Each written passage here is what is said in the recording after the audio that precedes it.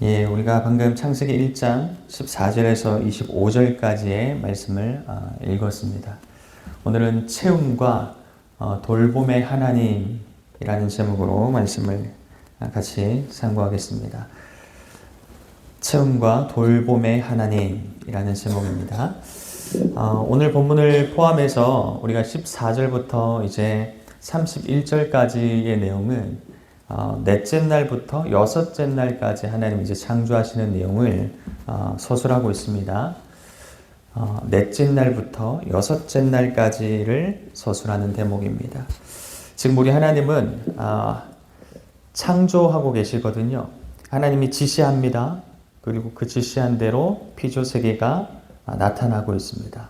근데 이 과정이 매우 질서 있게 세워지고 있는 것을 보게 되죠. 그리고 그 질서 있게 일어나는 것들을 보면서 우리 하나님은 보시기에 좋았다, 이렇게 말씀하고 계십니다. 여러분, 창조가 우리가 어제도 살펴보았지만 1절에서 1일부터 3일차까지도 잘 이루어졌습니다. 그리고 오늘 우리가 4일부터 이제 6일차를 창조하는 과정들을 살펴보고 있는데, 이건 역시나 잘 이루어집니다. 그죠?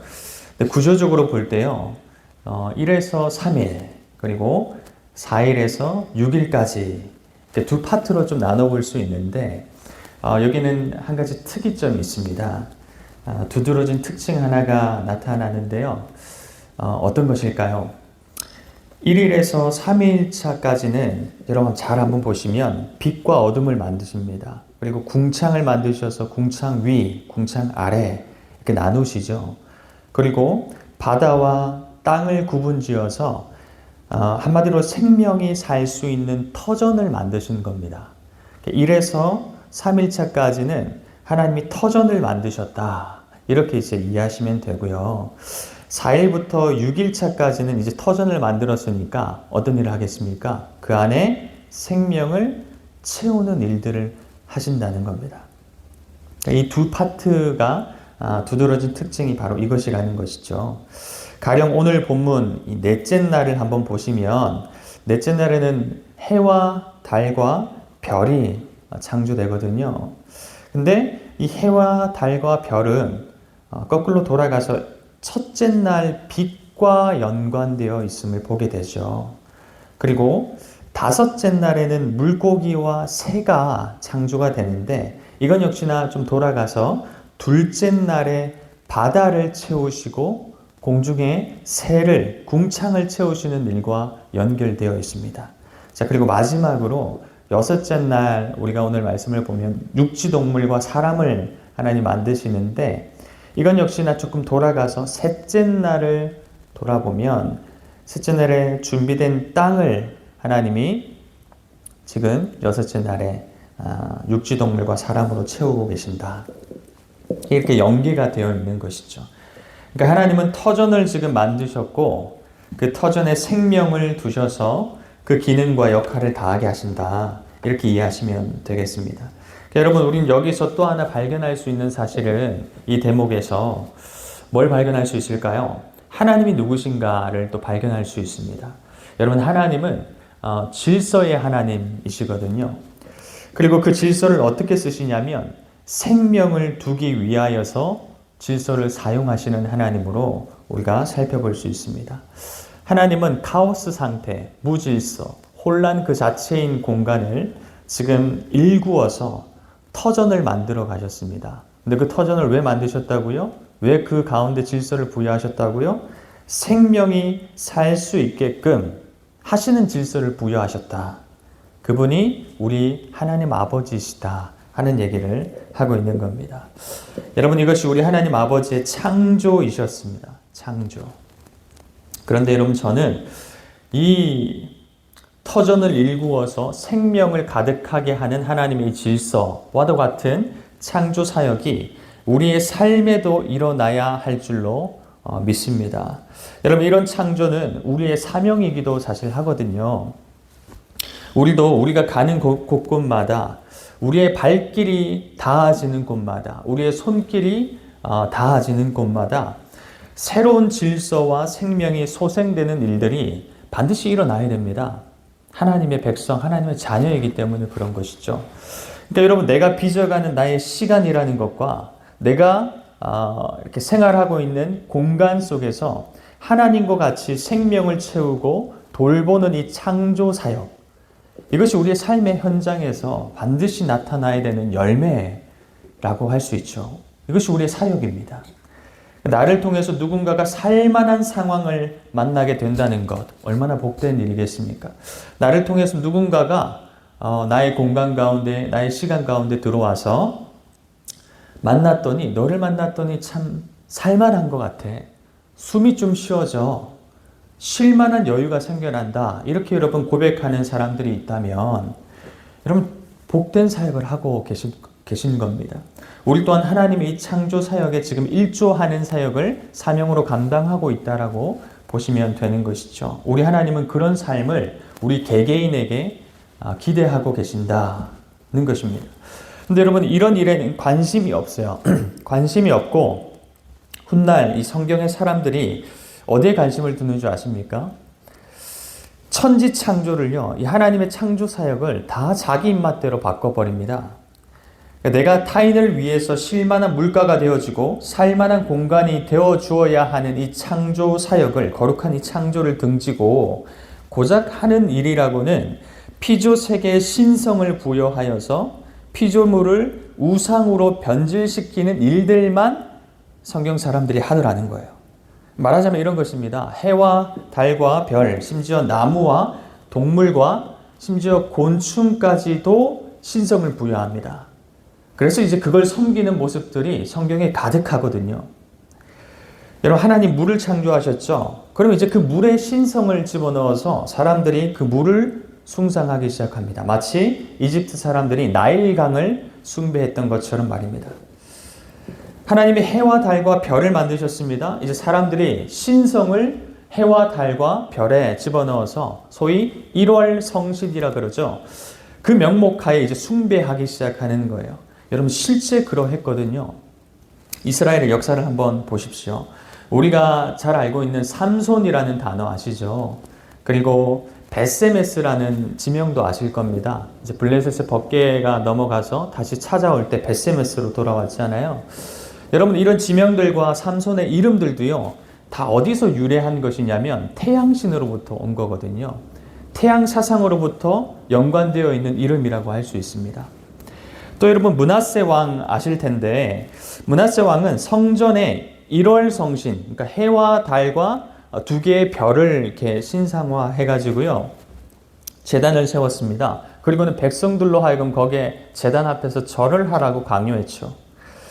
다섯째 날에 창조된 이 바다 짐승, 탄닌이라 그러죠. 여러분, 이 다섯째 이 바다 짐승도요, 같은 맥락에서 이스라엘 가운데 영향을 굉장히 많이 준 짐승입니다. 어떤 짐승인지는 정확하게 알 수 없으나 이 단어가 뱀이나 용이나 엽기서에서는 리워야단 이렇게 번역되는 것을 보게 됩니다. 그러니까 말 그대로 아마 큰 짐승이었을 거예요. 악어나 고래 같은 그런 짐승이었을 텐데, 이걸 이제 숭배했던 주변 민족들의 영향을 참 많이 받았던 민족이 어디냐? 이스라엘이거든요. 하나님 백성이었습니다. 그러니까 여러분, 이스라엘이라는 존재는요, 피조물과 자연물을 신격화하여서 살아갔던 그 흐름 속에 있었어요. 그러니까 상황과 여건만 만나면 얼마든지 하나님은 등지고 우상을 선택할 수 있는 충분한 가능성이 있었던 나라가 이스라엘이었습니다. 그래서 여러분, 금송아지를 쉽게 그렇게 섬겼던 것이고요. 그렇게 농경의 신이라고 불리는 바알 앞에서 절을 했던 것이고, 다산의 풍요의 신이라고 말했던 아세라 앞에서 그렇게 넙죽 엎드렸던 사람들이 다 하나님의 백성들이었다라는 말입니다.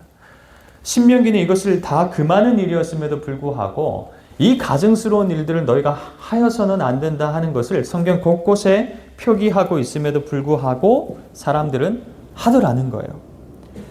거룩한 창조 사역을 자기 입맛대로 바꾸어 버린 사건이라고 할 수 있습니다. 여러분, 이때 하나님의 마음이 어땠을까요? 하나님이 피조 세계를 만드셨어요. 피조 세계를 만든 주어가 하나님이십니다. 근데 사람들은 그 하나님을 경배하지 않고 외려 피조세계, 피조물을 경배하고 나서는 이 모양이, 이 꼴이 얼마나 우스꽝스럽겠습니까? 그러니까 제가 사랑이 온유 시온이를 낳았는데 저희 아내와 저한테 엄마 아빠라고 그러지 않는 거예요. 다른 사람한테 가서 엄마 아빠라고 하는 꼴과 같은 것이죠. 그럼 마치 이 모습이 바람핀 배우자를 보고 있는 느낌이지 않을까, 하나님이. 그런 생각이 제가 설교를 준비하면서 드는 겁니다. 내가 피조물을 만들었는데 사람들이 어찌 나한테 와서 하나님이라 그러지 않고 피조세계, 만든 세계를 향하여서 하나님이라고 넙죽 절을 하냐. 여러분, 하나님의 배신감이 어떨까 하는 것이죠. 하나님의 배신감을 잘 알았던 성경의 인물 한 명이 있죠. 바울입니다. 그는 로마서 1장 25절과 8장 22절에 이렇게 말을 하죠. 피조물을 조물주보다 더 경배하고 섬기거나 피조물을 탄식하게 만들거나 너희가 다 그렇게 하고 있다. 바울이 아주 핵심을 딱 집어서 사람들한테 설파한 것입니다. 피조물을 조물주보다 더 경배하고 있구나, 너희들이. 피조물을 탄식하게 만들고 있구나. 여러분, 피조물도 탄식하고 있거든요. 사람들로 하여금 그 영광을 피조물이 받기를 원치 않아요. 하나님께 돌려야 할 그 영광을 피조물에게 돌리고 있으니 피조물도 탄식할 노릇이다 하는 것이죠. 그러니까 여러분, 한마디로 말하면 지금 사람들이 창조의 길로 들어서지 않고 반대로 반창조의 길로 들어서서 걸어가고 있는 모양새인 겁니다. 근데 여러분, 이것은 오늘날에도 마찬가지입니다. 오늘날에는 해, 달, 별, 이런 성신 앞에서 우리가 절은 하지 않죠. 그러나 오늘날에는 어떤 것이 있죠? 돈이 있습니다. 스펙이 있죠. 커리어가 있습니다. 인정 욕구가 있습니다. 사람들의 시선이 있죠. 그리고 자기, 셀프 아이돌, 자기 자신이 이제는 1월 성신의 자리를 차지하고 있는 때를 우리가 살아가고 있습니다. 그러니까 여러분, 모양만 바뀌었을 뿐이지 우리 또한 그렇게 살아가고 있는지 모른다 하는 것이죠. 그러니까 여러분, 다시 한번 우리는 이 창조 사역을 좀 들여다봐야 됩니다. 우리의 뒤틀리고 우리의 어긋난 생각들을 이 창조 관점에서 교정할 필요가 있습니다. 피조세계 주인은 하나님이라는 사실 앞에 우리는 다시 돌아가서 이것을 묵상해 봐야 합니다. 그러니까 여러분, 하나님께 지금 우리가 매여야지 피조물, 돈에 매일 필요가 없다는 것을 생각해야 하는 것이죠. 자녀의 성공이라든가 스펙이라든가 커리어라든가 인정 욕구라든가 체면이라든가 사람들의 시선이라든가, 여러분, 하나님 아닌 것들에 너무 많이 매여서 우리 이 유한한 시공간을 살아갈 필요가 없다 하는 것까지 나아갈 수 있는 은혜가 필요하다는 것이죠. 여러분, 하나님은 성도들에게 지금도 묻고 계십니다. 성경시대에도 하나님은 사람들에게 자주 물었죠. 이런 문구입니다. 너는 나를 섬기느냐 아니면 내가 만든 것들을 섬기느냐. 하나님 자주 물어보셨던 거거든요. 또 오늘 지금 이 당대에도 하나님이 똑같이 물어보십니다. 너는 나를 섬기느냐 아니면 내가 만든 돈을 섬기느냐. 피조세계를 만든 나의 능력을 믿느냐 아니면 피조세계의 허울뿐인 피조물의 능력을 믿느냐. 여러분, 우리가 의지하는 게 무엇인가 하는 것이죠. 우리가 기대고 있는 것이 무엇인가. 그것 없이는 불안해하는 것은 어떤 것이 있는가? 잠 못 들게 만드는, 나로 하여금 근심하게 만드는 것은 어떤 것이 있는가? 그것이 하나님이 아니라면 하나님은 그거 내려놓기를 바라신다는 것입니다. 그리고 다시 창조주 하나님을 인정하는 자리로 돌아올 것을 촉구하시지요. 그래서 여러분, 저도 때로는 교만해질 때가 있고, 저도 때로는 여러 가지 번잡한 마음들이 번뇌가 찾아올 때가 있습니다. 그럴 때면 이제 언제나 창세기로 돌아갈 때가 있어요. 창세기, 하나님이 피조세계를 만드시는 요때로 돌아갈 때가 있습니다. 그러면서 생각하는 거죠. 내가 주인이 아니지. 내가 주인이 아니지. 하나님이 우리 모든 것들의 주인이시지. 그걸 알고 나면 다시 겸허해지는 것이죠. 겸손해지는 것입니다.